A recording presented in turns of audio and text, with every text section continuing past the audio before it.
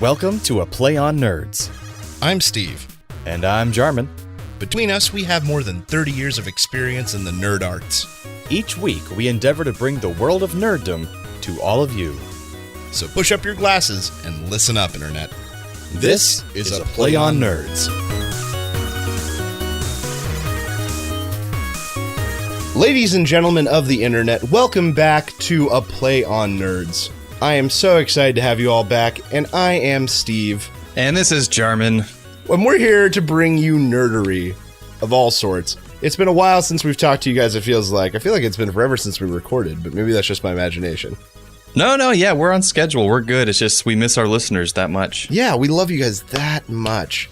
Last week we had our big 30th episode. Yep. It was a lot of fun. Talking about 1984 and things that happened 30 years ago. And now we're on episode 31, and I'm not sure this episode really has a theme, because later on in the episode we are going to have a very special guest. Why don't you give us a very brief, because we're going to talk about that all later, but... We have a very special guest, Kristen Bazzaio, and she's an assistant professor of leadership studies at the Jepson School of Leadership Studies at the University of Richmond in Virginia, which we'll go into more of that later. Yep. But basically, we're going to talk a lot about video games. She's actually an academic in the video game world. She writes for the Learned Fangirl, which is a really cool website online. We're going to talk a bit about the whole Gamergate controversy. Yep. I use air quotes there because it's not really a real thing. And she's written pieces on that for the Christian Science Monitor and Seattle Times. And she's written articles about Dragon Age 2 and Mass Effect and stuff. So definitely listen in later in the show for that. It's going to be a lot of fun. Yeah. So check that out. But for now, let's talk about what we've been up to, because it's been a while. It has been about a week and a half since we had a show. And what have you been up to? Oh, okay. I'll go first, I guess. So I have lots of things. I'm just going to talk. You should go first. It's going to be good. Do it. Oh, Do yeah. It right now. right meow. So, first off, I'm joining my first full D&D campaign. Oh, awesome. And it's starting at level 1, so I'm finally going to get that experience of early gameplay. And so I've been creating my first character, and I have successfully created my first ranger. My first level 1 ranger. Awesome. And it was simple enough that I could actually use the character sheet at that point, because I always joined in when it was like level 10 or 11, and there was so much to figure out. Dear God. So much more math on top of the regular math. Yeah. It was insane. So Are you a dwarf? No, I'm not being a dwarf, because dwarf would be awful. It would be awful for a ranger. Just awful. I'm going half elf. Lots of cool benefits. Very cool. And this is the newest version of D&D. Yeah. No, 3.5. Oh, 3.5. Cool. Yeah, which is luckily the only one I have, any experience in. So then one of the big things this week is my company has a corporate headquarters in California. That's pretty vague. There's a lot of those in California. True. And they flew me out to do a interview for a position at the corporate office. And I flew out, did my interview the next day, and then flew back. It was a whirlwind tour. I did 7 interviews in 6 hours with a total of 11 people. Now, is that for 7 different jobs or just one job? So here's the thing. They take the time and the money to take me out there and fly me out there. So they have me meet with everybody I would need to meet and interview with in order to get the job. So that's all for one job? Yep, for one job. Yeah, I knew another guy who worked for your same company, Cryptic, and they would fly him out to different trainings all the time, and he wasn't even that high up in the company or anything. It's just they're a really good company, which we'll never talk about because you'll never know what that company is. But yeah, so now I have to do the hardest part of the whole thing and wait. Yes, that is hard. But overall, I had very good time, met some very good people, related well in my peer interviews, which are the ones with the people I would be directly working with. Yeah.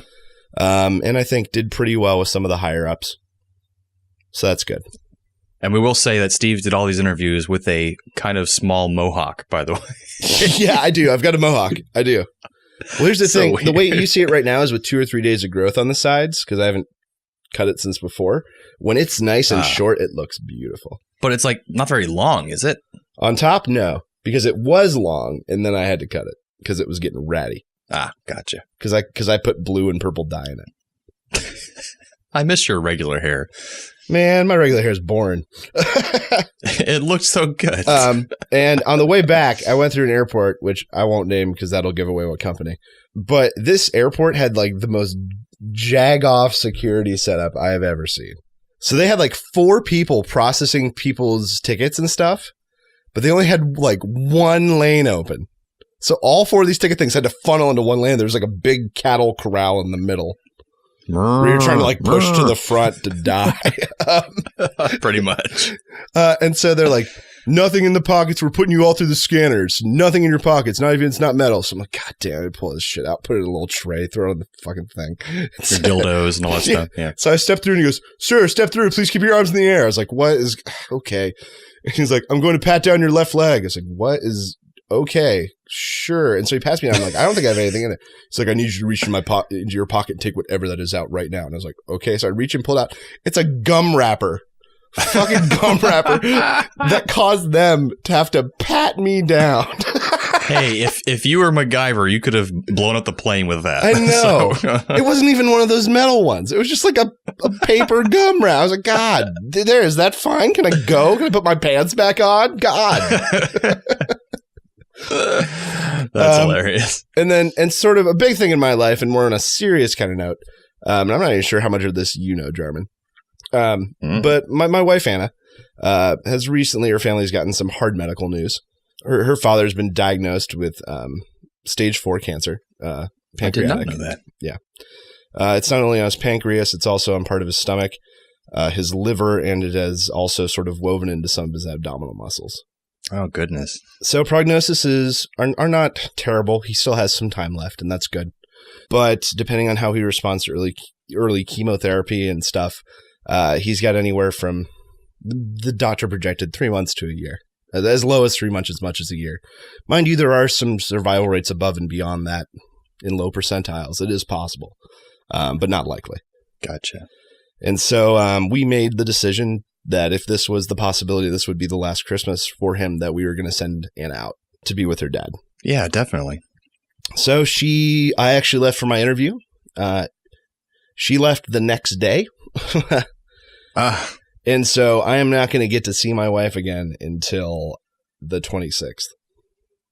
Oh, wow. Okay. Yeah. But it's good she's going to be out there, though. It's That's good. Fantastic. It's good. And I'm so glad that we were able to spend the money and do it. I'm glad that we were able to do that for her, because last minute ticket was not cheap. But I would imagine. No. That's why you need to get this new job, and then it won't be a problem. So that's just sort of what's been going on with me. Sorry to bum out the internet. No, it's okay. We'll bring her things back up, and we wish Anna the best, of course. Yeah, of course. And for her father, of course. Yeah. Well, for me, the past week and a half, 2 weeks has been just getting a lot of work done. I'm trying to really push to get things done before the new year comes. Kind of an artificial date in my head to make things to get a lot of things done, basically. Also getting Christmas shopping done, which I'm sure you've been doing a little bit of. Actually, Anna and I took care of ours a long while ago. We were very proud of ourselves. Wow, very good. Yeah. I've been better than past years where I've forgotten to get anything until like the day before. So I've gotten most of my stuff done. But also my family this year did a Secret Santa type of thing where everyone got one person in the extended family to buy for. That's so much easier. It really is easier. It makes me remember the old days though, where everyone got something, everyone got something for everyone. But it's definitely much easier in the wallet. And it's so much easier to focus just on one person. So yeah, we do. I've got the Millgate gift exchange and the Bauman gift exchange. So it's like one person gets one person.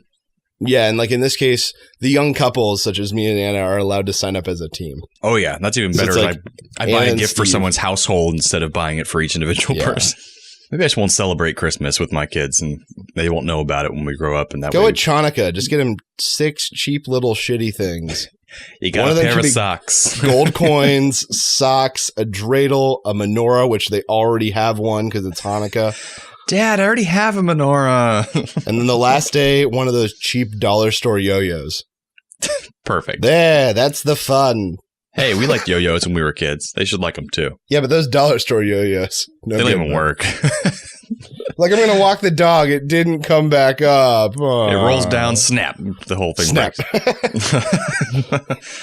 But on an update for the Play on Nerds, our website is continuing to grow. I just added better commenting functionality, so you can comment on the blog posts and podcast episodes.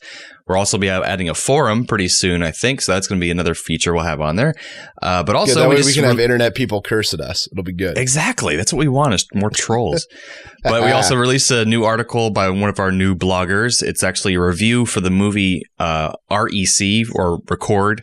But it's a Spanish found footage horror film, which actually they're making the fourth one of very soon, is coming out. So it's kind of, he's reviewing the first movie in the series. Well, then didn't they make an American version of it and it's awful? I don't know. I didn't know about that. I believe so. I think You're they're probably making right. I think the fourth one you're thinking of is the fourth American one. Oh, okay. Because we take everything and make it awful. Yeah. Our new contributor, his name is Verse. He's going by the name Verse, and he's going to be writing some reviews for us and such. So definitely check it out. It's a good review. And apparently that one's much better, the Spanish version. So you want to check out the review and maybe watch the movie. It's time for Nerdy News.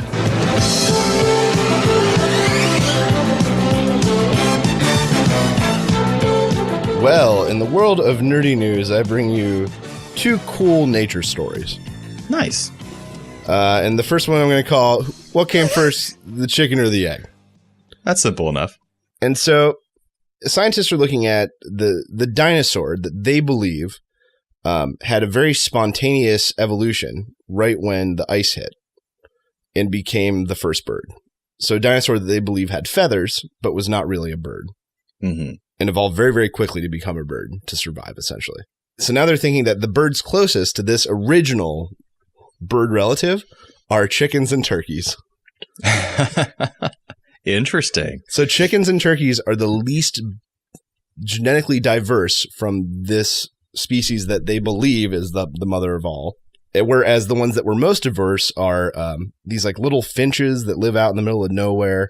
And basically they found that the birds that had the more rapid specialization for certain climates were like one bird eats at the bottom of the tree, one bird then eats at the middle of the tree, one bird eats at the top of the tree, that sort of thing. Where they had to be very specialized. Those are the most genetically different from the dinosaurs. So basically we're eating on a regular basis the birds that are closest to the dinosaurs. Yeah. It's awesome. It is awesome. We've conquered them. We did. We eat them now. And the other one I'm going to call Wormsworth, because it's about a bird which has a very complicated scientific name. Oh, good. Linocera hippopri. There we go. You said it perfectly. I did, in perfect science. And they found that these birds' young, which have this puffy orange coat and these distinct darker feathers that give them this pattern, they've realized now that the reason that they have this is because it looks like this poisonous type of caterpillar. And it's the first time that they've ever seen a bird try to impersonate a poisonous thing. Wait, the bird's trying to impersonate a caterpillar? Only they're young. Oh, so they're while young they're or born caterpillar size, basically. Yes. And and then when prey comes near, they put out their neck and wobble their head in this way that makes them sort of look like a caterpillar. Smart. And so what they found is that they found this trait in other sort of birds, but the reason why was because these birds had a much longer nesting period. So because of that, there was more chance of predators. So they had to develop these things in order to combat these predators because of their nesting period. And also it counts on the predators being smart enough to know that those caterpillars are poisonous. Yep. Interesting. So just 2 cool bird evolution related things that I thought were cool. Yeah. And evolution is real, people. I'm sorry, I'm not going to bend on this one. Nope, me neither. That one's all right, cool. As long as we're, yeah. Of course. We can argue ghosts aren't real, whatever. Evolution's real. You can get over it. You can troll. I don't care. If you don't, I don't even want to take the time to explain it to you because the world is not 60,000 or 6,000 years old. It's much older. It is 4.6 billion years old, and some people hypothesize it's much older. Now, of course, we don't know all the details about how evolution works, but we know it's a thing. Yes, it's a thing. And it exists. So yeah, get over it, people. There we go. Anyways. Yeah, I can safely say if you don't believe in evolution, you might not want to listen to this podcast. Can you just turn? I don't think anybody who believes in evolution would have made it this far. That's true. How do I download the radio? I want to hear their voices in my ears. Is that from the Satan machine? Oh, boy. Yeah, I don't care what your religion is. That's fine. Believe whatever you want. But you have to also, in conjunction with that, believe in evolution, and then I'll be okay with it. Yeah. God, read a book. So yeah, that's my nerdy news. Read a book. It ends with, God, read a book. All right, so my nerdy news this week involves something cool, Star Trek-y almost news. That's how they try to glamorize this news anyway. Nearly Star Trek-y. Basically, it's the whole quantum entanglement stuff they're experimenting with now, which they're trying to develop to use for quantum computing, which basically they have these photons. I believe it was photons. I could be wrong. Sure, it wasn't photon torpedoes. Pretty much. They have these particles that they jam together, basically, until they find two that basically entangle themselves to one another. Okay. And somehow this makes them, they're not even sure how this all works. They just know that it does work. So these two particles that become quantumly entangled, and they can separate them from each other, but no matter how far they put them apart, my voice is cracked. You did. You're that excited. No matter how far they pull them apart, these two particles are still quantumly entangled. So they're basically communicating with each other from over distances. It's almost like a telepathic connection based between the two particles. This is scientific fact. This is actually happening. And so what they're doing is they are basically, if they do something to one particle, the other particle, no matter how far away, immediately has that reaction at the same exact time and reacts to that same stimulus. So how they can use this for computing is that they can instantaneously send information eventually through this method. So instead of waiting for websites to load or downloading something, everything would be basically instantaneous to the human eye. You could download anything, instantaneously. So they kind of equate it to like teleportation, but it's not really related to teleportation. It's more related to how we're going to eventually have instantaneous computing, which is awesome. Okay, because that's funny because what you just described is this is going to sound crazy, is highly detailed by Orson Scott Card. Really? In the late Enders series called Philotic Entwining, and it's pretty much exactly what you just described to me. Philotic entwining sounds a lot like quantum entangling. Yes. That's funny. But yeah, the idea is that these two philots can be separated as far as possible, but they're still attached quantumly in the middle, and so when one spins, the other one spins accordingly. Yeah, that's basically the same kind of idea. Yeah, like he detailed what you just explained to me. And it's another example of sci-fi predicting what will eventually come in science, which is awesome. I was also going to mention the whole controversy surrounding the interview, but I'm sure you all have heard enough about that. God, so here's the thing. No one bitched and moaned when Leslie Nielsen attacked foreign diplomats in the Naked Gun films. But suddenly we're acting like this is a new thing. Well, North Korea is acting like it's a new thing. What the hell? Their people aren't even going to see it. What do they care? 6 people in the government know it exists. That is actually a good point, because what do they care? They would never allow, or no people in North Korea would have access to this film. Only like Kim Jong-un and his top people would be able to see it. So that's a good point. What does he care? Where's the thing? I bet you have they been sent a copy? Can they even see it? Well, because of the Sony hacks, they probably can. Yeah, true. But God, why are we pretending this is a new thing? Well, we're not. They are. But yeah. I mean, we meant the royal we. As a human race. The royal humans. I think that's how you say it.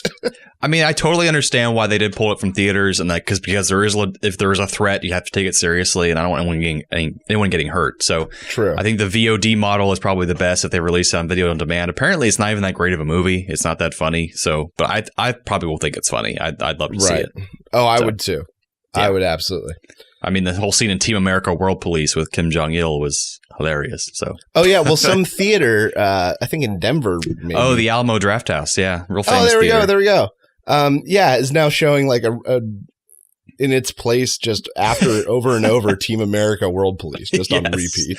That's a great way of like protesting that. That's great. And what a good film to choose. Good work, whoever you are. That's that great theater that shows really fun movies and weird cult classics and stuff, but it has all these rules. Like if you talk in that theater, you get taken out and stuff. You can't bring your cell phone in, stuff like that. Just beaten atrociously. Yes. They kill you, actually. Just take it out and they just cap you in the knee with a tire iron. It's basically all about respecting the films and having a nice environment to watch a movie. So it's kind of a cool idea.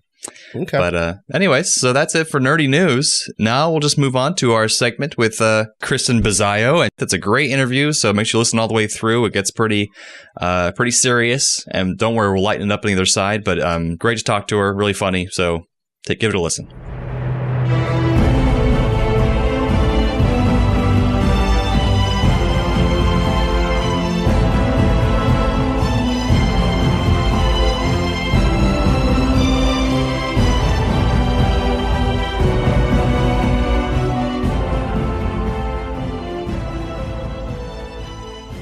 All right, so our guest this week is Kristen Bizzaio, and she's an assistant professor of leadership studies at the Jepson School of Leadership Studies at the University of Richmond in Virginia. And she's also a professional nerd, and she also happens to have been my professor. It has been my professor in English and modern drama. Nice to know you learned something there, Jarman. Oh, God. Yes, she was my teacher back in college at Boston University, so we're very happy to have her on the show. She's going to be schooling us on several topics, hopefully, because we're ignorant people anyway. But anyways, welcome, Kristen. Thanks for coming on the show. Yeah, thanks. Welcome to the show. Well, thank you for having me. So I guess this is something we've asked our other guests, Steve, which is I'm going to ask Kristen here. How did you first see that you were becoming a nerd and that you enjoyed nerdy type things, I guess? When did that first come around, or to your recollection? I'm pretty sure that started before I had awareness and memory. I do have distinct memories from when I was about 10 or 11 of reading the Lord of the Rings trilogy because it was big and fat and I found it in the library, and it seemed like that's something that would actually take me a week to get through before the next library trip. So that may have been an early one. So I went to Catholic school, and I remember talking to the librarian in my tiny little Catholic school around the same age, and they had absolutely nothing in the library that interested me even remotely. And so she brought the Dragon Rider series by Anne McCaffrey from home and lent it to me. So wow. Those are probably the first true nerd recollections that I have. That was the Pern or something. It was like the... Yes, the Dragon Riders of Pern. Yeah. Ooh. What would you say is your first video game experience? First video game experience was a game called Face Maker. Ooh. Pretty sure it doesn't exist anymore. I'm looking it up right now. When I was growing up, we had a compact portable, and it was approximately the size of a suitcase with a tiny little, maybe 5 by 5 inch screen that was black and green, and it took 3 of the big floppy disks to boot it to the C prompt. Oh, but gosh. One of the games that we actually had was called Face Maker, and it was this weird, 2-dimensional, again, green and black, put little facial features and make a face out of them, and some of them were funny and some of them weren't. But once you messed around with it for a while, it had this challenge mode where you played a witness and you saw somebody do something and it showed you a face for like 10 seconds, and then it made you reconstruct it out of all of the available facial features. And I played that as a kid. It was weird. Wow, that turned dark fast there. It doesn't sound very kid-friendly. No, I'm imagining like this terrifying DOS demon green face like jumping out from the screen. And then it's saying like, this man murdered a nun. It was a little creepy, yes. A little creepy. Oh, I remember those floppy disks, like the actual floppy ones. They made these terrifying noises when they were loading in the machine. It was, yeah. For the young people that watch the show, a disk is a plastic thing that we used to put in computers. Exactly. We were alive for that. We're old enough. That's true. Barely. Barely, yes. Thank Barely, you. yes. Accurate. Oh, but going back to that Dragon Riders of Pern, I go to Dragon Con every year, which is a lovely giant geek convention in Atlanta, Georgia, because I lived in Atlanta for 5 years. And they had a whole section of Dragon Con dedicated just to the Pern series, and after she passed away, I guess, and the interest finally waned, and maybe this big protest because they closed down that section of the convention. People were so sad. I had no idea what it was, but I saw it every year. They talked about that track, but I had no idea. But dragons, I knew it was about dragons. Yes, many, many dragons. When I was an undergraduate, my job was the resident technician stage manager for a kids theater company. And we actually did a stage version of one of McCaffrey's books called Dragon Song that involved a life-size dragon puppet ridden by a child that came out on stage. Also terrifying. It was one of the more fascinating things I worked on. So the question is, how many children were killed? None, shockingly. Wow. Injured, yes. Yes. Paper cut level injuries. Nothing more severe than that. They're kids. They're resilient. They'll be okay. Kirsten Bazayo, also an injurer of children. Just let put that out there. I didn't injure the child. Good to hear. I was turning the lights on and off, so That's it was true. not my problem. So when I met up with you, you were teaching modern drama class, or is it drama literature, basically like reading drama, analyzing, discussing, and reading plays and that kind of thing. But you were getting your PhD there. What was your PhD all about at Boston University? Nothing to do with video games whatsoever. Yeah, absolutely. Which is fine. Well, Steve and I are both actors. We love drama and theater, so we love to hear about it. Absolutely. My PhD is in early modern drama, so Shakespearean period drama. And one of the crazy things that actually both Jarman and I worked on at Boston University was a theater company called Willing Suspension Productions that is still in existence. It has not died yet. That's awesome. And every year we would put on a non-Shakespeare play from that time period. And it got a little crazy after a while, but we did some really fun shows with that company that involved a lot of me yelling at Jarman to memorize his lines. Oh, God, yes. I'm horrible at that. Yeah, I used to act with Jarman. I remember. People getting maimed with stage weaponry. That was a theme that continued. Oh, yes. I remember that. Oh, yeah. Also, me wearing women's clothing and kissing men. You'd made me do a lot of that. Yes, that did happen. If we weren't beating you with weapons. Jarman, that show where you were at one point tied to a bed and then there was a sword fight. Yeah. Was that production? You remember that? Yes. You didn't have a sword fight at the same time that you were tied to the bed. Those were two separate parts of the same play. Well, it was a different sword. Yeah. They are the only parts of the play I remember, obviously. So. Did you actually see that play in person, Steve? Yeah. Oh, wow. I saw that. I saw that production. You saw the Maid's Tragedy. Oh, my God. Kristen, yes. she directed that. So there you go. Oh, I've seen your work. I was in the audience. He's seen your work. I'm sorry? Yeah. The sword fight was cool. No. So interestingly, one of the other people in that production is actually a pretty well-known games journalist who writes on gender in games and writes for Pace. You're talking about Maddie Myers. Yes, Maddie Myers. So Kristen, tell us about what leadership studies means. Because that's a good question. Yes. It's another thing that I didn't know existed until I read your bio. So that is not an uncommon reaction. Okay, cool. Legit. So leadership studies can be defined in a couple of different ways. And the way that we do it here at Jepson is that it is a study about and for leadership, which means that it's interdisciplinary. We have faculty from pretty much everywhere in terms of the academy. So there's people who do business stuff, people who do political science. We have a couple of philosophers. We have me as with a background in literature and theater. We have historians. We have psychologists. So we've got folks from all over the place, and it's approaching topics that are related to leadership in some capacity. And so very often it's more the study of how different disciplines engage in or inform leadership. So you might have a class that studies leaders, so presidential leaders. basically, leadership studies looks at questions that are important to leadership, and that might be from the angle of a practitioner, so someone who wants to be a leader, but most often it's from the angle of social justice. And so it's people looking at things that are important to making the world a better place and making themselves better citizens of the world. In a lot of ways, I kind of think of it as a degree in critical thinking more than anything else. It just happens to be called leadership studies.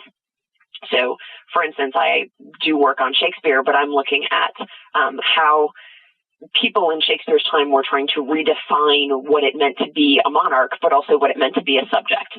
And that falls within leadership studies, even though it's not, how to actually be a monarch. It's what people are thinking about and how they're shaping their world based on the way that they think about what should and should not be. Wow, did monarchs ever actually think about how the peasants felt? They did when the peasants tried to kill them, yes. Oh, that's true. That's true. After they decapitated their sisters or cousins or whatever, like, oh, maybe I should think about this. Or after they, tied their kings to a bed and then jumped on them and stabbed them repeatedly. Yes, after that happens. I'm going to treat my peasants well when I'm king. So, oh, good. That's good. That's just me, though. That is a valuable lesson. They probably, you would get a major in this leadership studies program and then go on to probably get further degrees to maybe go to politics or become a CEO, that kind of thing. Is that kind of basically what the idea is to people that are going to be in leadership positions? Not really, actually. Wow, okay. We do have some students that do that, but more often what we have are students who are really looking for a major that crosses disciplines. And so they'll sort of choose a specialty area. So you might have somebody who chooses leadership studies and the arts or literature, and what they're looking to do is figure out how they can use arts or literature in some way to reshape how people are thinking about the world, or how they can enter into sort of the backstage area and use either directing or use sort of arts management in order to help companies do things like change the world. Or they might go into history where they're more interested in studying the history of politics, but it's still very historical and more like a history degree than anything else. Like learning from our past mistakes, learning from history to use it for the future kind of thing. Yeah. People doing much more useful things than Steve and I guess, yes. with our lives. Legitimate. All right. So when did it happen that you started writing academically about video games? I guess maybe tell us a little bit about the journey that took you to that point. Pretty much right after I left graduate school. I mean, I've been playing games since, 1984-ish, and with FaceMaker, right? And one of the things about being an academic is that you can't really shut that off. And so anything that you do, you're constantly analyzing whatever it is, even if it's supposed to be for fun. That is fun. We're kind of a sick and twisted breed that way. And so in my head, I was analyzing the games that I was playing anyway. And once I got to Jepson, one of the great things about it is that it's interdisciplinary. And as long as I'm thinking critically about things and, applying my training, they don't particularly mind that I want to apply it to video games as well as to Shakespeare plays. So I was able to then say, all right, is this a thing that I can get support for from my institution? And they said, well, sure, why not? And as soon as I had the go-ahead to use it, I started working actually on a piece that hasn't been published yet, but is coming out in a book in 2015 on the Joker from Batman. And so the chapter that I have is from Arkham Asylum, which came out in 2009, I believe. Mm-hmm. And so I was looking at that particular game. And once I got to do that one, I was sort of addicted. And I've put out, a couple of pieces on Dragon Age, to starting work on one on the most recent reboot of Tomb Raider. So. Oh, yeah. I saw you had a few articles about Tomb Raider and how people like that the more modern interpretation of Lara Croft was at least a little bit less looking like a Barbie doll, strange blow-up doll type object on the screen. And she looks more like a human being. So that is a good thing. But I think you're probably doing something that most gamers and just geeks in general dream about, which is being paid to write about the thing you love, which is something is like video games. Like people can't imagine being paid to do something like that. But I mean, it takes a lot of work to get where you are to be able to write professionally for that. But it's a pretty amazing job. It is one of the best jobs in the world. There you go. You had I read a while back your article Maker's Breath. I read that a while back, and it was just really in-depth analysis about Dragon Age 2, which I think the Dragon Age games and BioWare games in general are pretty easy to talk a lot about because they're so involved and so psychologically engaging, I guess you could say. So can you tell us a little bit about that article in particular, because I thought that was really interesting. Sure. I'm currently in the middle of Inquisition, and so Dragon Age is completely on my brain at all times. So Maker's Breath is specifically about the depictions of religion as they appear in Dragon Age 2. And the religions are the same across the whole series. I mean, it's not like there's a different set of religious beliefs in the first game or the second game or Dragon Age 2, because, of course, you have Awakening and then Origins, or in Inquisition, and they sort of come to an even bigger head in Inquisition, if that is at all possible. And so the article is really looking at what it is that the game itself is trying to say about religion and religious belief and faith. And one of the things I really like about Dragon Age games and BioWare games in general, because I also am a big Mass Effect person, is that they're very inclusive of diverse beliefs and practices. And one of the things about Dragon Age, though, is that they come back to this idea of tolerance and diverse belief systems, but they also say that there's a limit to that, and that there should be a limit to that. And it comes down to this idea that it's fine to have different belief systems, but when one of those becomes sort of all-encompassing and attempts to invade other areas of life, that it becomes problematic. And so the example from the game is, or one of several examples from the game, is that you have the opposition of the Chantry and the mages, the Circle of Magi. And one of those is imposing rules. The Chantry imposes rules on what mages can and cannot do. And in this particular game, those are extremely rigid and oppressive. And so the Circle rejects that. And it creates a huge conflict between the two that permeates the entire game and culminates in, murder, mayhem, and buildings blowing up. Yep. And ends in the Inquisition, which is where Dragon Age Inquisition picks up. And I'm currently wrestling right now with the fact that your primary character shares a role, that of Inquisitor, with General Torquemada, who is a horrible person who tortured millions of people to death. But it's a different kind of Inquisition, or at least it can be, because you're given that choice.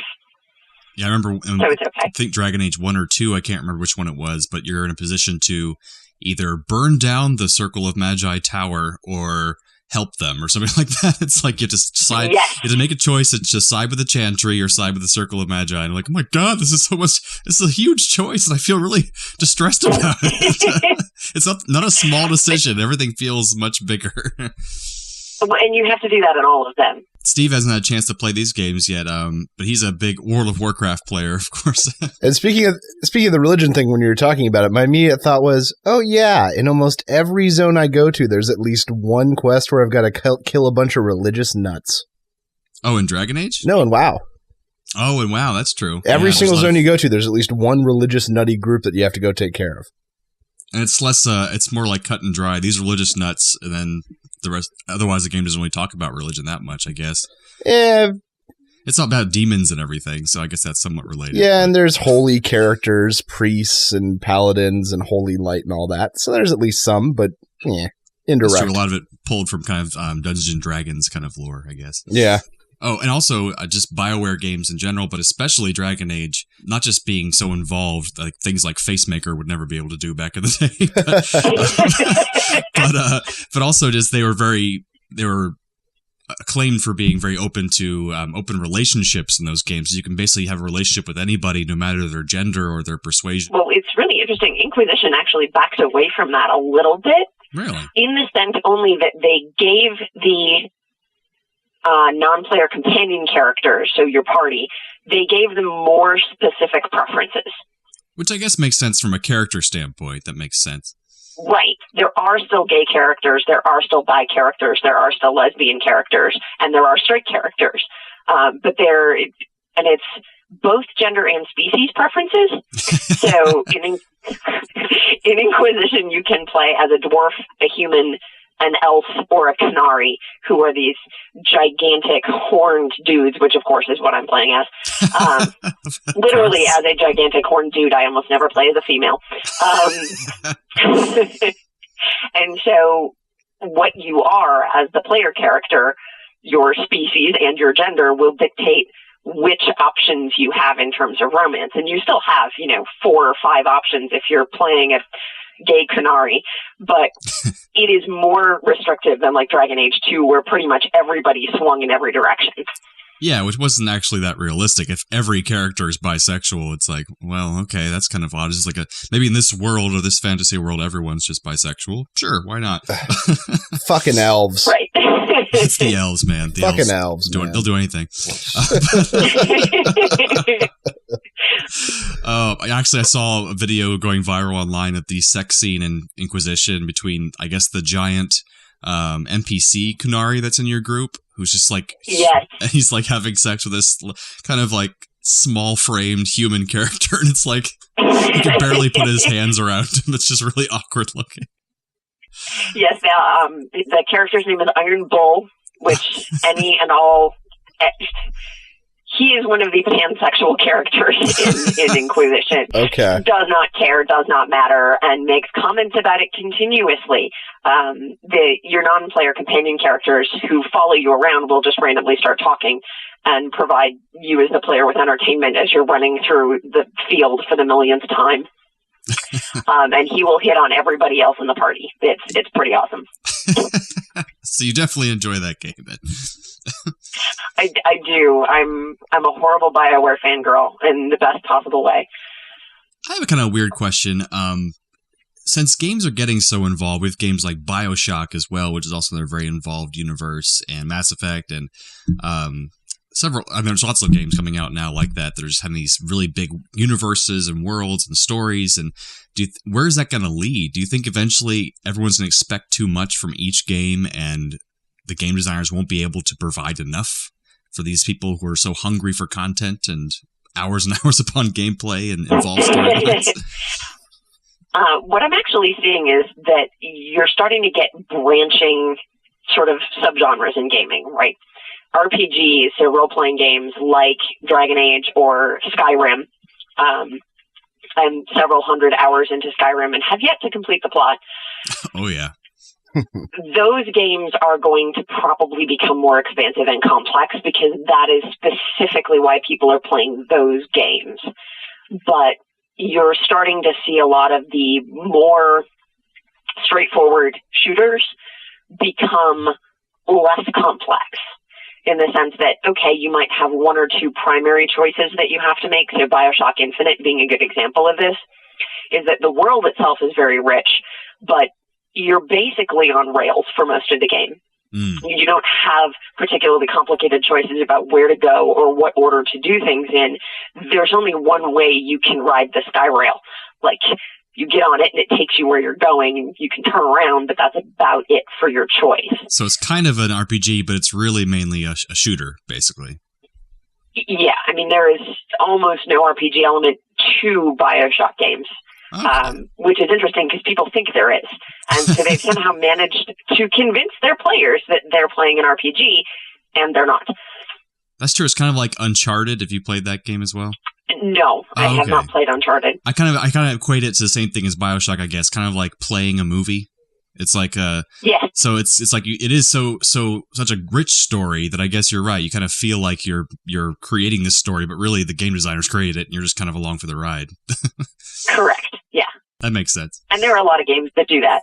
Yeah, and you're not worried about the future of gaming and as far as running out of ideas, but basically they're going to be appeasing different sects of people who are enjoying different kinds of games.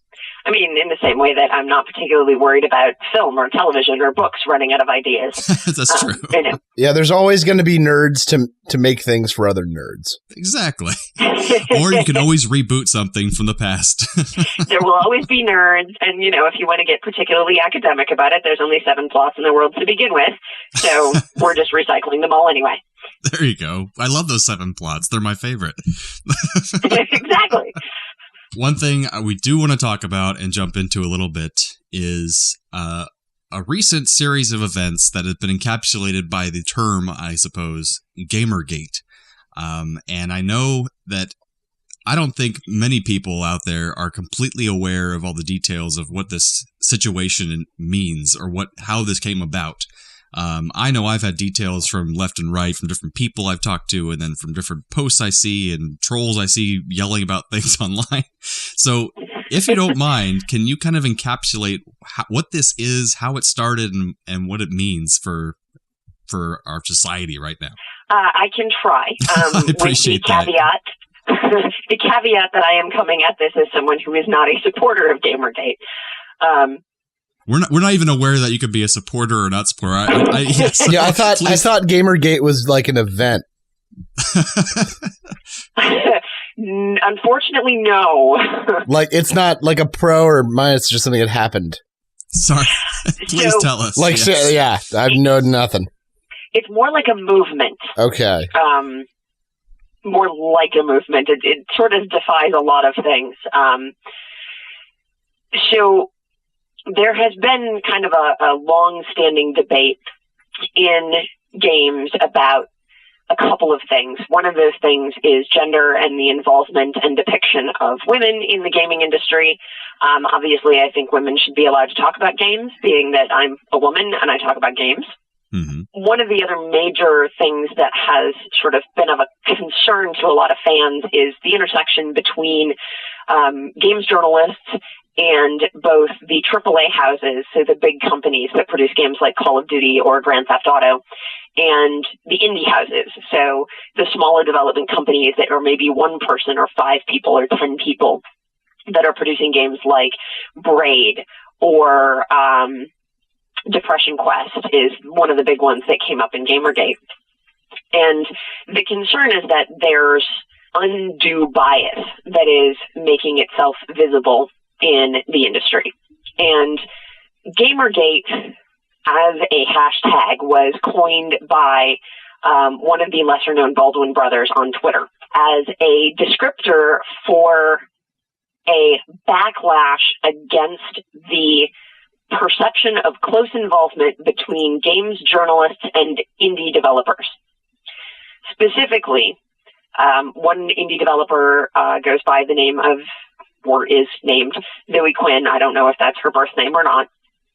And she produced a game called Depression Quest. It's a text-based adventure game that's all about what it's like to live with depression. Oh, goodness. This is obviously not a big money maker, and in fact, it's free online, and it's a social justice game. So it's a game that's designed to help people experience what it's like to live with depression, and it has a very political motive, which is to educate people about depression. Yeah, there's obviously a place for that. Right, and Zoe Quinn had an unfortunate ending to a relationship that involved her having had 1 or more affairs. I'm not totally clear on that because I didn't want to start counting gentlemen that she got involved with. But one of the gentlemen was a journalist, or is still a journalist, for Kotaku, which is a games outlet online. And he reviewed games for a living. Well, the concern was that somehow sexual favors had been traded for a positive review of Depression Quest. And this started an outcry against Kotaku, against Stephen Totilo, who is the editor, and against Quinn and Depression Quest. Subsequent investigations revealed that the journalist never reviewed Depression Quest. Nobody at Kotaku ever reviewed Depression Quest, and it's sort of irrelevant even if they had, because it doesn't charge money. Exactly. However, had opened a whole can of worms about the interrelationships of people in the industry and whether or not it is ethical for journalists to have close relationships with developers. Is it more ethical for them to have relationships with indie developers versus AAA developers? And you had a bunch of journalists who started saying, it's not that big of an industry, we all know each other. Yeah. But you then still had the folks who were decrying this relationship as being unethical, even though no actual acts of unethicalness had been proven, but who were concerned about whether or not that was simply sort of a coincidence in this one case and whether there was all sorts of nefariousness going on behind the scenes. That sounds like a conspiratorial mindset from the get-go, like all this stuff must be going on. It's like, where did that come from? Well, it got even further off the rails when it became a harassment campaign of Zoe Quinn. So her jilted ex-boyfriend released nude photos on 4chan of her, and those got rapidly spread around the internet. Her private information was made public. She has been threatened with death, rape, all sorts of other horrible things, and the FBI has gotten involved.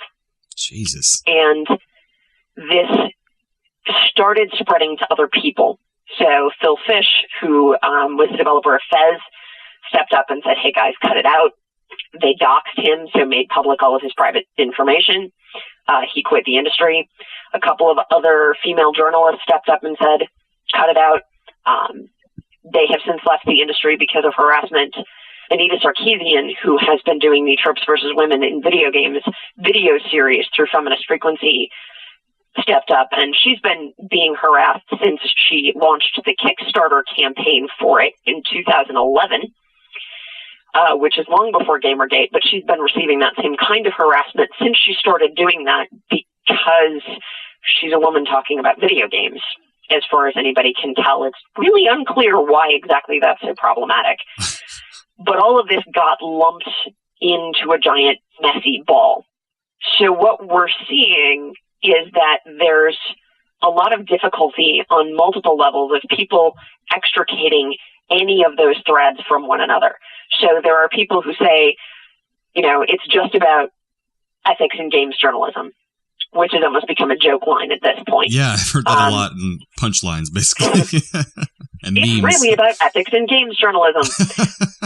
At some point, there are or were people who really do believe that Gamergate is about ethics in games journalism. But the voices that are, you know, threatening murder and rape against women speaking about games are so much louder. Even if there aren't more of them, they're so much louder and more visible that you can't say Gamergate anymore without people associating it with harassment and misogyny. And this similar thing happened not very long ago. I'm sure you probably remember it with a woman who was reviewing a comic book or a comic book cover in particular, and she gave it a somewhat negative review, and it was still in a very constructive way. And then as soon as she did that, like 100 million trolls came out and started harassing her with death threats and rape threats. I think they posted her address as well. And that was a whole thing just like, I guess, a year ago or something. And that was around the same time that the concept of the fake geek girl became hugely problematic. It's, oh, well, she's only doing it for attention. She doesn't actually know anything about this. And that's been lumped in with this whole recent thing as well. You know, Carolyn Petit, who writes for Gamma Sutra, I believe, did a review of Grand Theft Auto 5 when it first came out, and she gave it like a 9 or a 9.5 out of 10, but at some point in there said that it was misogynistic. And so everybody was like, how dare you review this game? You have no right to review this game. And Carolyn is a trans woman. And so they started campaigning. They actually started up one of those online petitions to have her fired for being a trans woman. Jesus. But I don't understand this at all. That's why it never made sense to me from the get-go, because Steven's wife and my girlfriend are both very nerdy, and like my girlfriend knows a lot more about certain nerdy topics than I do, which is awesome. Like as a little kid and in middle school, when I first had hormones, I always wished that I knew more girls who were into nerdy things. And now that more and more women are into nerdy things, at least they're getting more aware or being more public about it, that should be exciting and fun and great. It's like, that's awesome. Yay, girls are into what I'm doing, and they won't be annoyed that I want to play video games or I want to read comic books. So why would people be so anti this? I don't understand that. So the problem, if you want to call it a problem, is that the more diversity you get in an audience, so the more women you have in this nerd audience, or the more African Americans you have in the nerd audience, or what have you, the more likely they are to demand that medium, so video games, reflect their life experience. Mm-hmm. In other words, women want a Tomb Raider who doesn't have breasts bigger than her head. Is that too much to ask? And so things are changing. The increased diversity that we're seeing in recent games, like Dragon Age, is the product of an increased diversity in a fan base and increased diversity, slightly, in the development companies. Mm-hmm. And so things are changing. And the fear is that the more women, and the pejorative term they like to use is social justice warriors, though I'm still not sure why that's bad. I'm on the social justice warrior block list. So I'm officially a social justice warrior that should not be listened to. Hey, you should be proud of that. I kind of am. So the more social justice warriors there are, the more games are going to change. So you're going to have a pantheon of Call of Duty and Grand Theft Auto anymore. Mm-hmm. You're going to have Dragon Age. You're going to have Tomb Raider with smaller breasts. You're going to have Depression Quest. You're going to have, Mirror's Edge. You're going to have all of these other games that are not that stereotypical white first-person shooter. Yeah, and on the same lines with the comic books, like after that kind of backlash, they also have now a female Thor. We have a female Captain Marvel. We also have a Batgirl who is wearing a appropriate costume for adventuring. Yes. Which is awesome. She's actually wearing like utility belt and things that would be comfortable to move in and appropriate, not like skin tight things with her boobs hanging out. So it's happening in a lot of areas of the geek world, which I think is pretty awesome. And it's going to happen whether people like it or not. These trolls, I guess. Correct. So what do you think the responsibility of the game developers is in all this? Because yes, white misogynistic dudes buy Grand Theft Auto 5, but they didn't make it. Yes, they did. So in the sake of full disclosure, I am married to a game developer. Mm-hmm. I am married to a game developer. I know. Here's me disclosing my bias, Gamergate. So I am married to a developer who is currently an indie developer. He's working on a small game, but has been a AAA developer. And part of what's happening in the industry is that the demographics of the industry are vast majority straight, white, and male. And so straight white men make things for straight white men. I mean, that they're not deliberately being hostile or misogynist or exclusionary. They're just thinking, what do I want to play, and making things for themselves. Mm-hmm. And they shouldn't necessarily be faulted for that until someone points out that, hey guys, this is problematic. Or at least, like, in the nice way of saying that, like, if someone comes in the office, like you were saying, like an African-American woman comes in, and she says, hey, can we also include someone of my persuasion in these games, or some of my ideas from my cultural perspective? And if that becomes a problem, that's when that's a bad thing. If they say, oh, I never even thought of it that way, sure, let's do that. Well, yeah, in Grand Theft Auto 6, we'll make one of the hookers black. Oh God, that's yeah, exactly. So inclusive. You get the point. And that is where we have issues, right? So inclusive, right? Everyone can be a hooker. Gay hookers, doesn't matter. There's some fascinating anecdotes out there about the problem of tokenism, mm-hmm. which is to say, oh, so you want African Americans? We'll put a black hooker in GTA. Legit. Like that's tokenism rather than representation. And, you see that even in the earlier games. Not literally everyone in Call of Duty, even the early Call of Duties, is a white dude. Mm-hmm. There are other people there, they're just not prominent. And so, there are a lot of different ways to do that, and it doesn't always have to be the fully customizable player character, although that is one way to do it, because then you can choose your gender, species, skin tone, size, whatever. Saints Row does a particularly good job of having extremely customizable characters. My husband actually played it as an overweight, elderly Asian female. I would never think I'm not sure why, but he did. They have all of those options, but not every game, that's not going to be appropriate for all of them. You can't do that in Tomb Raider because the whole point is to have Lara Croft. Mm-hmm. But the new Tomb Raider has positive characters who are African American and female, Asian and female, South Pacific Islander. So they're including these more diverse faces in ways that they're not just the bad guy or the NPC in the corner. But let me guess, the bad guy is an old white dude, right? Usually a British guy too. I think he's Russian. Oh, Russians are good. Russians are white, yeah. Yeah, there you go. Okay, Yeah. Just making sure. But he's not American. I'm going to also play devil's advocate here a little bit. Sure. I completely agree with all this, and that this is a movement that's going in a good direction, and obviously still needs a lot of work. But how do we avoid the kind of almost comical, I'll call it the Disney commercial effect, where in a Disney commercial you'll see a group of friends hanging out or something, and it'll be every single race they could possibly think of to shove into the video. You know what I mean? It's like you can see they purposely use their PR department because they had to include every single person. And I do worry about that. If that'll be not worry, because I don't really care, but a matter of like if it'll be like every company will be so concerned eventually to putting everything in there that it almost will subtract from.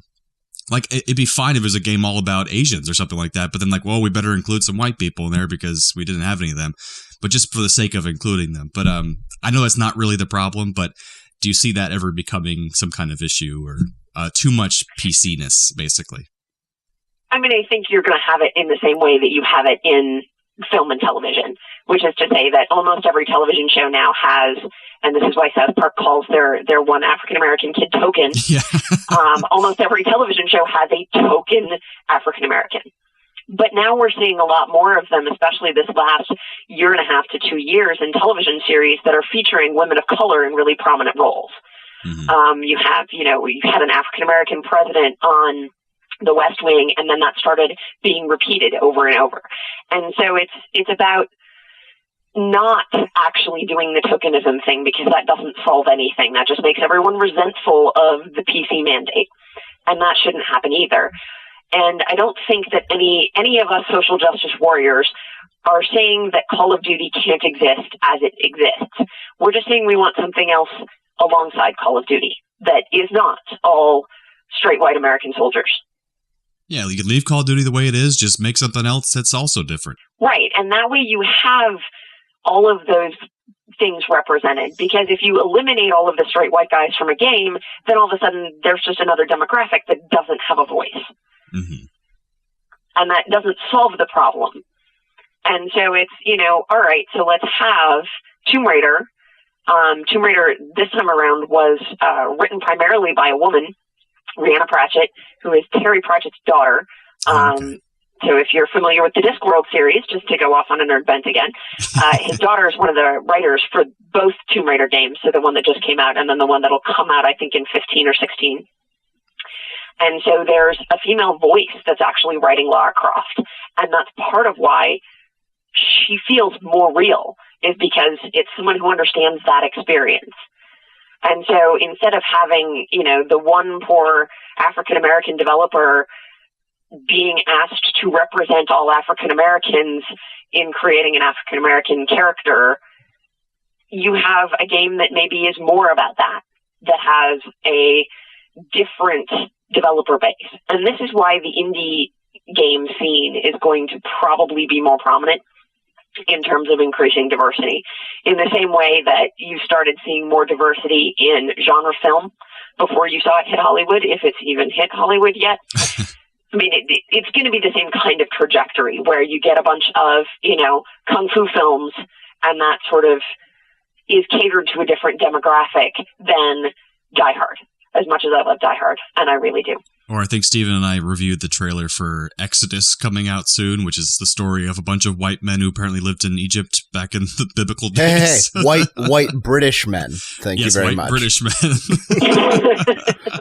Christian Bale is Moses. Although today he was apparently quoted as saying that maybe in 20 years they'll have a black Moses. Maybe in 20 years. Hey, I think in my lifetime we're going to see a black James Bond. Huh, I really want Idris Elba to take over back when they were choosing the new Bond. Oh, Chiwetel Ejiofor. He's my pick. Is that actually pronounce his name? I don't know. I just read it, so I don't know. I can't do it. He's my black James Bond. He'd be great too, yeah. Anyways, we digress. We do that a lot. That's funny. I wanted to mention that back when I was at Boston University, actually, I was a film major, and in almost all of my film classes, I would remark to myself that 70% of them were female. And I thought, and we're studying like the history of film, and even up to the present day, we were studying independent filmmakers and stuff like that, and it was completely men. We were reading all about men and men running these businesses. But I looked around myself, and I'm like, 70% of these classes are women. And I'm like thinking in about 50 years, when these women are all going to be the age of being, film execs, they're basically going to be taking over the entire industry because all those old white men are going to die. And I'm like, so yeah, this is going to be a different landscape in about, I think we still have another 30, 40 years when those old white guys die off. But the entire base of new people they were training were all women. So I was like, that's a good sign, at least for the film industry. Well, and you're starting to see the shift in film industry. You had The Iron Lady was directed by a woman, and Zero Dark 30 was directed by a woman. So you're starting to get major blockbuster films that have female directors. And they're apparently picking a female director for Wonder Woman coming out soon, so that's going to be great. I also want to mention the token thing you mentioned. I mean, there's still obviously great strides to be made for the African-American community and other minorities being represented on television and film. But I've noticed the trend now as well, beginning with its blatant tokenism for gay characters. Like, I was watching The Flash not too long ago. The new TV series, The Flash, was actually really great. And he goes over to one of the superior officers in the police station, and he's like, well, you better hurry up and tell me, because I got to go home to my husband soon. He's cooking dinner. And I was like, wait, is he joke? Okay. It's like just so blatant. Like, but I mean, it's a good thing, but it just seems so kind of out of place and forced because I probably don't have someone writing for that role that knew how to write that properly. It was just kind of, we're going to throw this in because we're supposed to, and it'll make us look good kind of thing. I'm going to go home and get some sausage, Hey. It's like, whoa, dude, whoa. Too much information, man. Anyways, so I know what you're talking about there. Hopefully that'll absolutely get better. Well, I appreciate your kind of giving us the background on that, and because it's a lot to take in. Okay, so just to make sure, because I'm still unclear about everything about Gamergate, should we be pro or anti-Gamergate? You can be whatever you want. Well, no. I love feminism and stuff. So which one do I need to be? Because I don't understand. Just verbiage-wise, I don't understand. From what I'm taking, you're saying basically instead of Gamergate being the situation, Gamergate is the scandal that people propose that has happened in regards to women being having illicit relationships with journalists to get better placement or better reviews. So that's kind of like the Gamergate. They're saying it's a scandal by calling it Gamergate. So basically, you shouldn't be in support of it. I'm anti-Gamergate because that scandal is bullshit. Or you can just say Gamergate doesn't exist. Just like ghosts. That is the popular viewpoint right now. Is that Gamergate is dead? It's not, in the sense that there's still active harassment campaigns against a lot of female developers and journalists. And Chris Cluey, interestingly enough, who football player, has spoken up in support of various people in the industry who are themselves anti-Gamergate. But I mean, Jarman and I had talked at one point online about Felicia Day and the fact that she, as a very major source of female nerddom, I mean, she voice acted one of the DLC for Dragon Age 2. I played that and game, yeah. she has, the guild is her thing. She made a post during the whole height, I guess, of Gamergate that basically said the reason I haven't said anything about Gamergate is because I'm afraid of being harassed and doxxed. And within a half an hour of making that post, she was being harassed and had been doxxed. Which further shows that there's no real point to what they're doing, because she had nothing to do with it at that point, and they still did that to her. So it just shows that just if they had any kind of ground to stand on, that just takes it completely away from them, because they're just harassing someone who didn't even say anything about the situation necessarily. Right. So that's so ridiculous. I'm all for ethics in games journalism, but I'm actually for ethics in games journalism as opposed to supporting Gamergate and the methods that they have been using or that have become associated with the movement. And so if you consider yourself a feminist, being for ethics in games journalism is fine, but be for real ethics as opposed to sort of this illusion of ethics. These made-up ones, they're supported by rape threats. Yeah. Correct. Every time I hear that, actually, it's about ethics in games journalism, I always picture it in the voice. Actually, it's about ethics in games journalism. I don't know why. Absolutely. All right, well, we've kept you for a long time here. It's gone over an hour, so I do appreciate you coming on the show. Is there anything else you'd like to talk about? Anything like you to promote? Yeah, or, you want to plug anything? I have been asked to plug the site that I actually write for. Awesome. So, among other things, in addition to all the academic writing that I do, I actually write for a fan blog. It's called The Learned Fangirl, and it's not all women, but primarily women who are writing about all of the different elements of fandom, and I'm their gaming writer.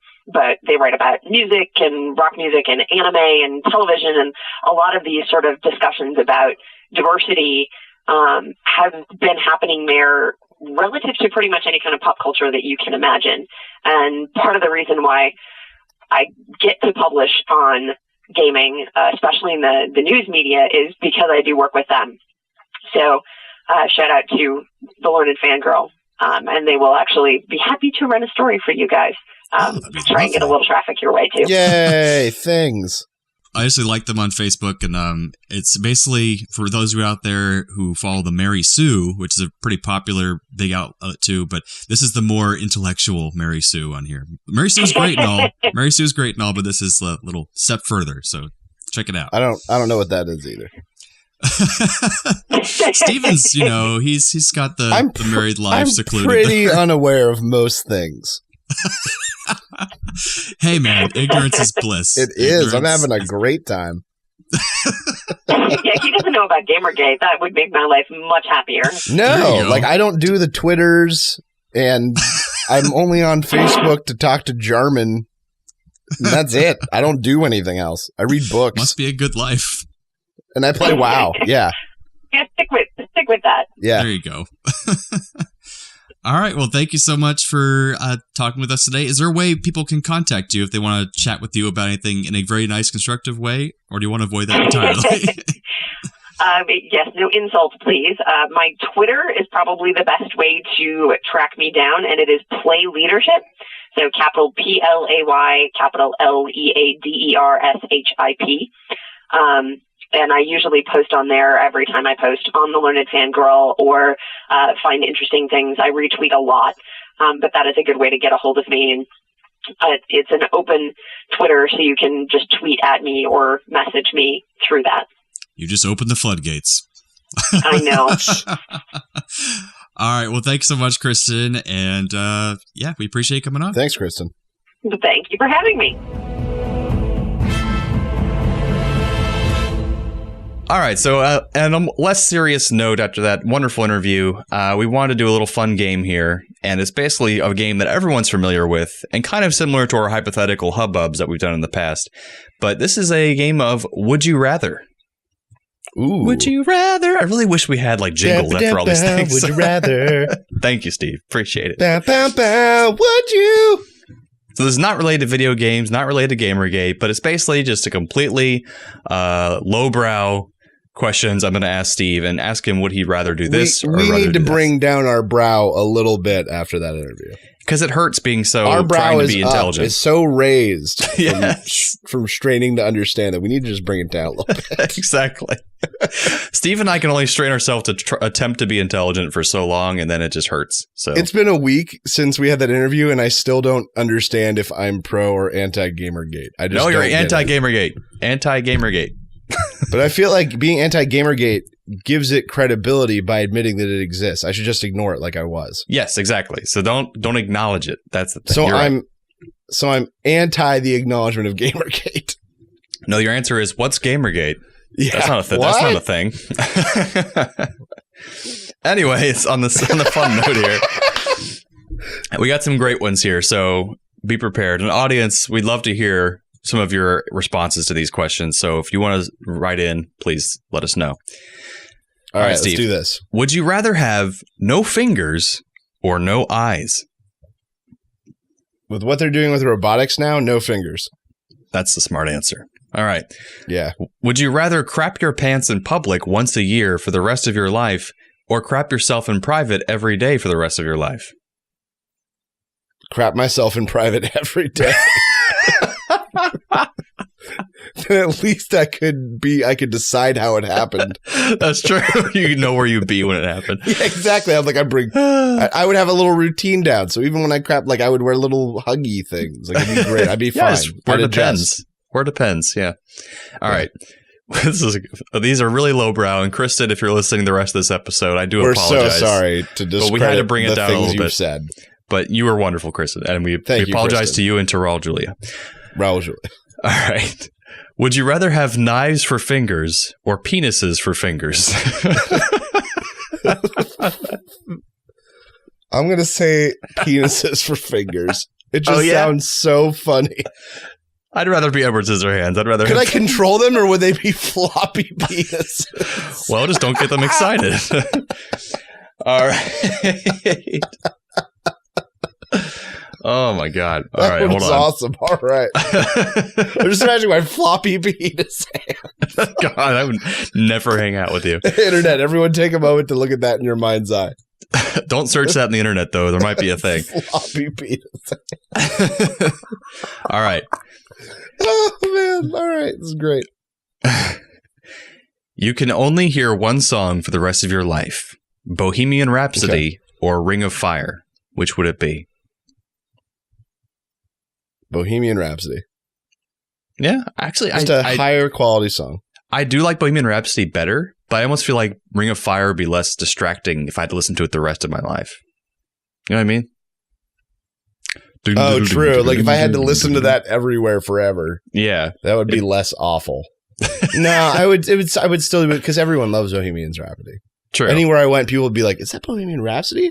Is that coming out of that guy's skull? That's awesome!" Like, or just only you could hear it and no one else can. That would. Oh man, that changes everything. That's true. All right. Can I go with? I would rather lose my sense of hearing. Is that there an you option? go. That's option C. Okay, there you go. All right. Would you rather be filthy rich but have to be Justin Bieber's assistant, or dirt poor but get to be anyone's assistant you choose? Dirt poor, like poorer than I am now. Yeah, dirt poor. But I could be anyone's assistant I chose. Mm-hmm. Oh, then yes, absolutely. So you'd rather be dirt poor? Yeah, me too.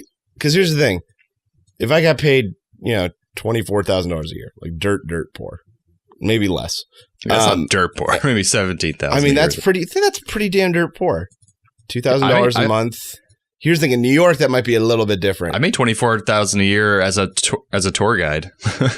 Yeah, true. But I'm in New York. That just changes my thinking a little bit. Yeah, I was in Atlanta and I was fine. Because I'm like, rent, it would be like 3/4 of that. So I couldn't do much at $24,000 a year, but I could still live fine. True. So, but you would consider yourself poor, relatively at that poor, point. Yeah. At that point in your life. Yeah. Okay. Like when I was working for Blockbuster, I was poor. Yes. Anyways, moving on. right, we'll do a couple more and then we'll be done because we've got a long episode here. God, All yeah. right. Sorry, people. This is going to be like a 2-hour episode. This is going to be insane. Oh, this is a good question. It's kind of a quandary. Would you rather smell terrible, but you can't smell it, or your partner smell terrible and you have to smell it? So I smell terrible, but I can't smell it, but everyone else can. Mm-hmm. Or my partner smells terrible and I have to smell it. Yeah. So in this scenario, I smell and I still have a partner. Apparently. Then I would go with not being able to smell myself. But your poor partner. Because she's already with me. But she doesn't like it. Well, I wouldn't like her if she was stinky. I've dated those, like, I think every guy can admit this who's dated, that you go to this girl and, like, there's something about their smell that just bugs you. Yeah, that's actually been scientifically tested that apparently that's our pheromones were at work. Some people's pheromones don't work with us. That's why we're not attracted to our siblings on most occasions, because they have the same pheromones as us. And so their smell literally does nothing for us. And so even if you met your sister or brother and not knowing who they were, you wouldn't be attracted to them probably because the smell would turn you off. Yeah, but I just remember dating some girls and then like getting close to them being like, ugh. And it's not like they smell bad. It's just like something about them. Weird. It's just not right. Exactly. Ugh. Well, moving on. All right, one last one and we'll be done. Okay, here we go. All right. This is kind of a fun one. Okay. Would you rather be filthy rich and live 400 years ago, or be poor but live today? Oh, filthy rich 400 years ago. So that would be Without the 1600s. a doubt. Yes. Why? So in 1600, anywhere really, if you were a wealthy land-owning man, white man, or if I was a lord or something, or a duke or some sort of royalty, my life would be awesome. That was all your life was when you were royalty, was awesome, because everyone else had shit. They had nothing. Like, you had serfs, and like, this is everywhere, basically, 400 years ago. That's still true today if you're wealthy, you have everything. Yeah, but it was different back then, because you literally owned the people that worked your land. They weren't your slaves, but you owned them. Indentured servitude. Yeah. Like, all right, you want to work on this land, then you pay liege to me. Like, that was awesome. Depending where you lived, you probably had slaves too. True. Like, yes, I would rather have been rich 400 years ago than be poor now, because I am poor now, and I know that I would rather have done the other one. All right, folks. Well, that was our edition of Would You Rather. So Steve will be living 400 years ago with penis fingers. Floppy penis fingers. And he'll be crapping his pants every single day. In private, of course. Right, but then here's the thing. If I'm a rich man, I can be like, servant, come and clean up my dookie again. Again, sir? Bring the pan. It shall be every day now. I dub you my dookie boy. I can't be bothered to go over to the toilet. Bring the kettle to my bum. Wash the linens and replace my diaper. I didn't bother to get out of bed today. You'll have to wash the sheets again. Oh no, I went on the goose. The goose down. Forever man. ruined. Oh, well, there we go. Now we're going to move into some motherfucking trailer reviews. Trailer reviews.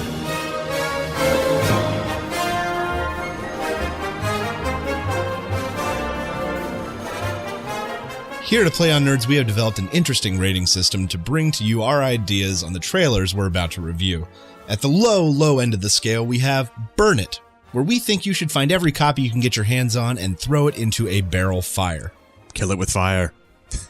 And our next step is Drunk Watch, which means that, yeah, I'd watch this movie. It'd be entertaining if I was under the influence of some kind of substance of some kind. But if I was sober, probably not going to check this thing out. Nope, not going to see it. Next, we've got We'll See, which is maybe we just don't know enough about this movie to tell what the hell it's going to be. Could be good, could be bad, not sure. And our next category would be Get the Couch Ready, which means I'm definitely going to check this movie out at home Wouldn't necessarily pay the big bucks to see it in theaters, but I'm definitely going to watch it at home. So get that couch ready. After that, we have Take a Look, where we are recommending for you, our viewers and listeners, to check out this movie and check out the trailer and tell us what you think about it. We wanted to see what you guys think. It looks pretty good, but we're not quite sure yet. Yeah, take a look. Yeah. Let us know. And for our final and best category, we have Shut Up and Take My Money. Shut up and take my money. This looks so awesome, we're gonna see it. That's where we cannot wait to give Hollywood bigwigs all of the money that we have earned at work to go see a film for $47. We're so excited, we just have to go see it. We don't have a choice. And that is our A Play on Nerds official copyrighted trademark system for rating our movie trailers. Trailer review. So first up on trailer reviews, we have a fun-looking movie called Kingsman, which is a movie starring Colin Firth and some young people I don't recognize, and also Samuel L. Jackson. Somehow is in there, yeah. Because he's in every movie. And he is. So it's basically about a young guy who does a lot of parkour, I think, or something. He's just a thief and a kid on the wrong side of life, you know. Yeah. That sort of thing. And so he has a lot of talent, so he's being recruited to the Secret Service of the UK to become a Kingsman.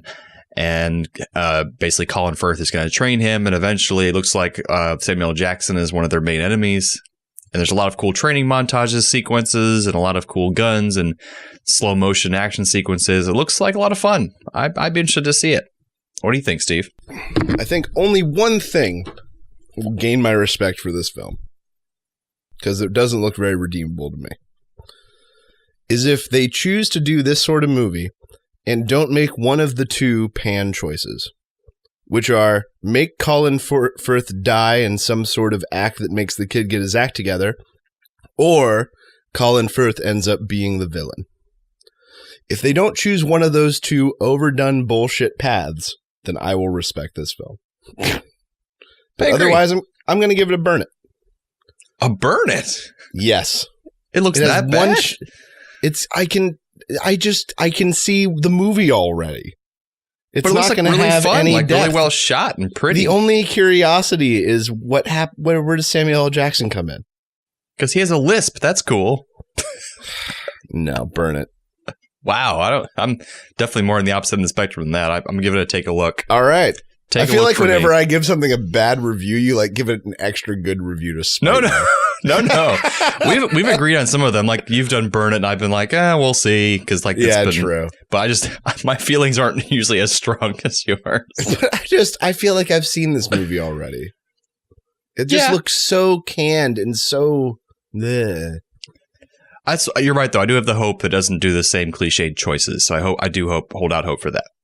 Like I think of movies like The Recruit and The Hunted, and like these things where like the master ends up either having to die or be the villain. Yep, it's time for a change. I want them to make another choice, but they won't. He's gonna die. I can feel it. Can totally agree with that. Yeah.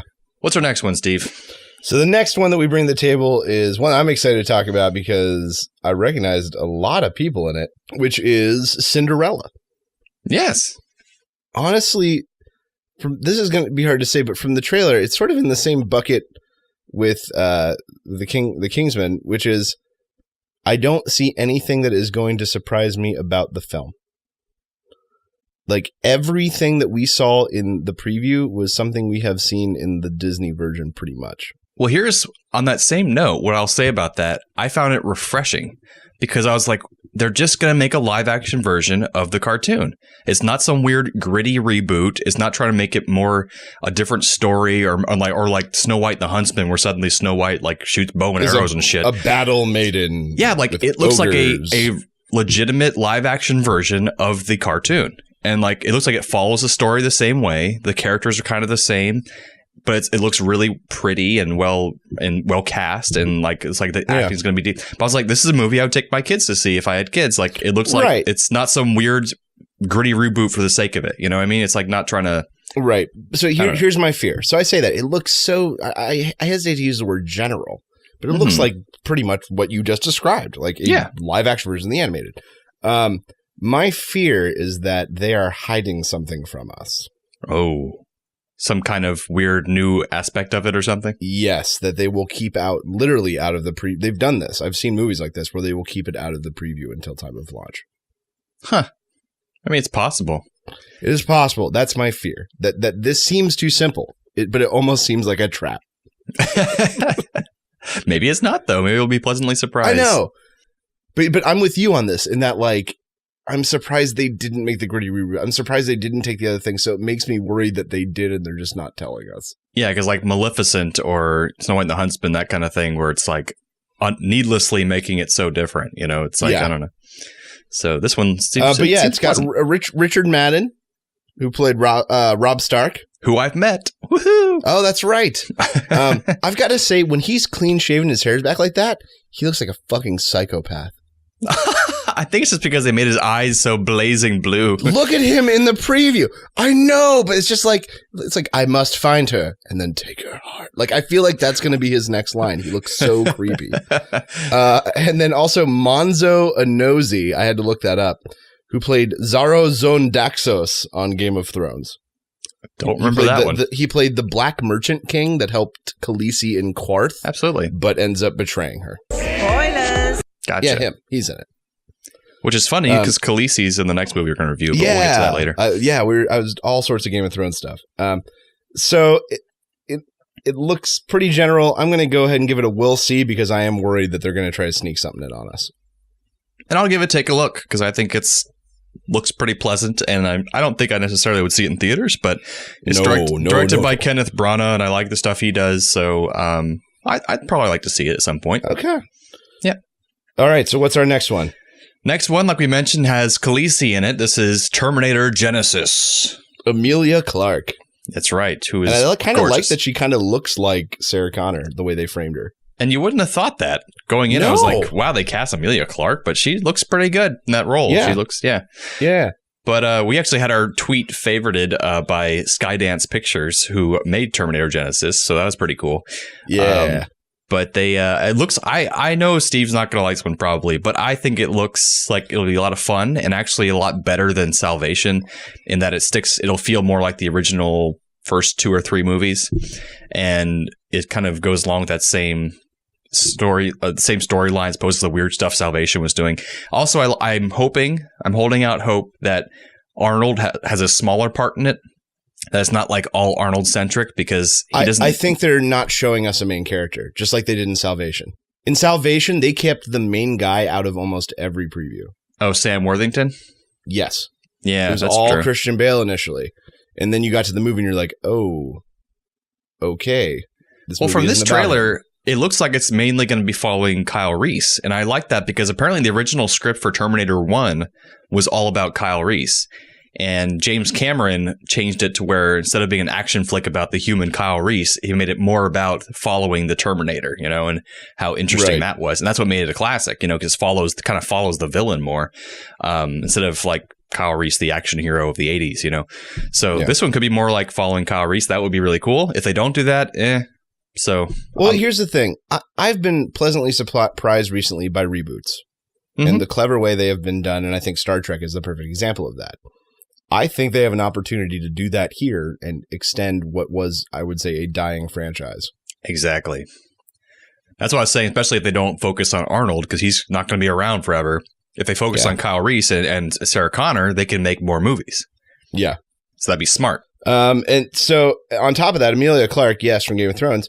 The director is Alan Taylor, who directed a huge chunk of the middle of Game of Thrones. The end of season 1 and the beginning of season 2 was all Alan Taylor. Huh. Didn't know that. Yeah. And so that's very exciting because I love that turn of the season. Anna and I just watched through it again. And so I trust him. Yeah. I mean, almost all direction I've seen in that show has been fantastic. So absolutely. So I'm going to go ahead and give it a shut up and take my money because I will probably go see a movie like this in theaters. Yeah, me too. I put shut up, take my money, and I'm a little worried about it being crappy, surprisingly, because the trailer looked great. But yeah, I'm still probably gonna see it though. Yeah. So there you go. So there we go. We got one good one between the two of us. Good. There you go. All right, ladies and gentlemen. So now to finish up the show, we want to say thank you to some of you, our listeners, who have gotten very involved with us, written us. Some people actually recorded us something. So Jarman, take it away. we want to thank our listeners a little bit. All right. Yes.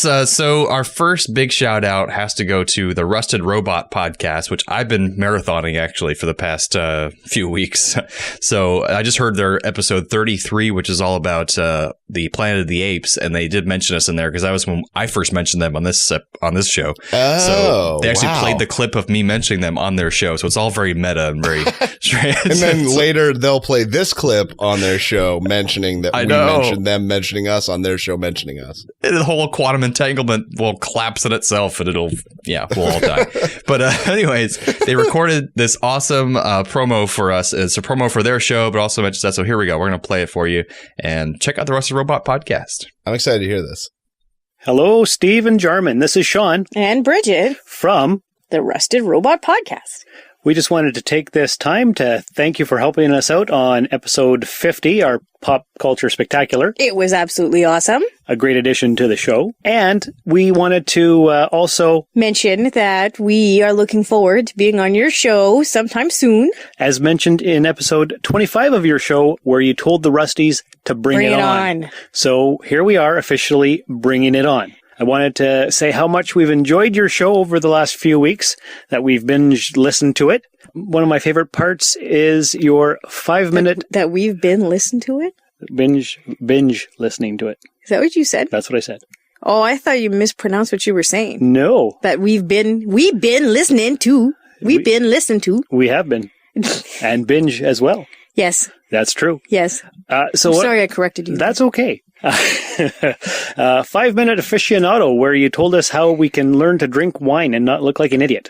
That was fantastic. I think you should do more segments like that. Yes, please. So, once again, from the Rusted Robot podcast, thank you for your help. We love your show. And as always, our apologies to Raul Julia. Hi. This is Admiral Adama. My name's Robert J. Sawyer. This is Cena Grace. Hey, this is Stephen Amell. Hey, this is Dr. Trek, Larry Nemechek. I'm hanging with Sean and Bridget. They're telling all about general geekery. And you're listening to the Rusted Robot podcast. The #1 rated robot-related podcast in Northern Ontario. You should be following them on Twitter. Keep listening. Don't forget to follow them on Twitter. Subscribe on iTunes. TheRustedRobot.podbean.com. The Rusted Robot Podcast. Think about it. Rusted Robot. So there we go. That was from our Rusted Robot friends. They're pretty awesome. We will have to plan a joint podcast sometime in the future and really do it up big. We'll have to pick a good topic. Absolutely. We can talk robots. We can talk collectibles. They have a lot of collectibles and stuff they talk about. They do a collectible of the week segment and a robot profile of the week and stuff too. So we can do something talking about that. So it'll be fun. Well, good. A couple weeks from now, we'll figure it out. And so from Facebook, we have a few comments that were pretty fun for our 1984 30th episode retrospective. Michael McGovern says, great episode of the podcast. I had no idea so much pop culture and good pop culture at that came from 1984. I was 7 or 8 at the time and was oblivious to it until years later. Well, you're older than us there, Michael, but at least you're able to experience some of it. So that's pretty cool. Good for you, bud. And then Daniel Hitch, another longtime listener, he said, great 30th episode. Cheers for the thank you. Some Brits apologize for Band-Aid whenever we can. I may have been only 1 year old in 1984, but it's a blot on our nation's history and needs atoning for. Wow. So he's embarrassed of Band-Aid. It's okay, buddy. It's all right. It wasn't your fault. And Daniel Hitch also commented on my post about Jonathan Frakes possibly directing Star Trek 3. He says, he's proved he can direct action on First Contact, and the cinematography on Insurrection was great.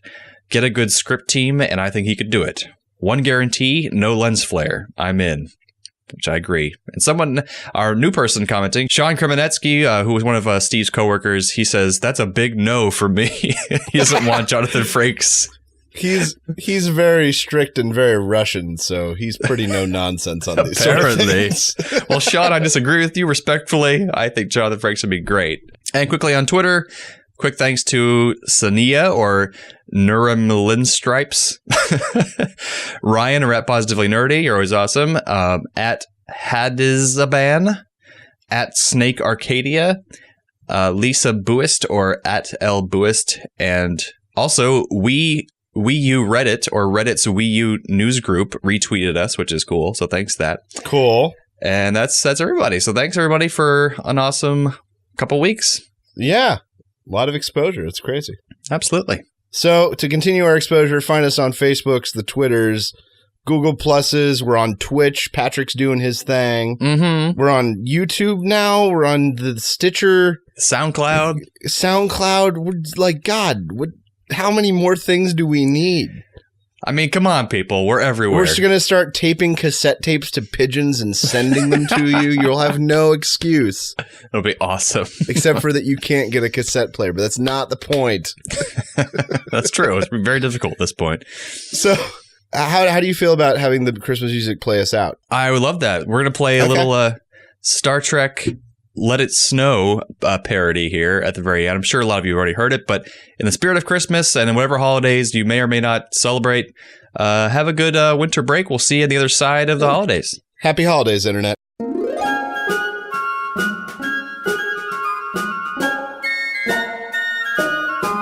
Oh, the weather outside is frightful, but the fire is so delightful.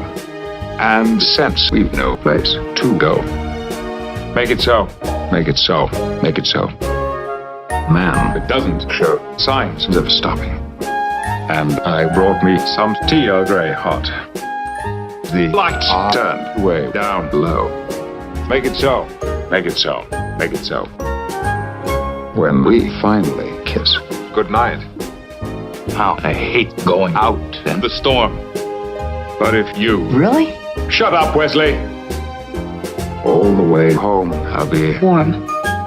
Oh, the fire is slowly dying. And my dear... We're still goodbye, then. But as long as you love me, so. Make it so. Make it so. Make it so.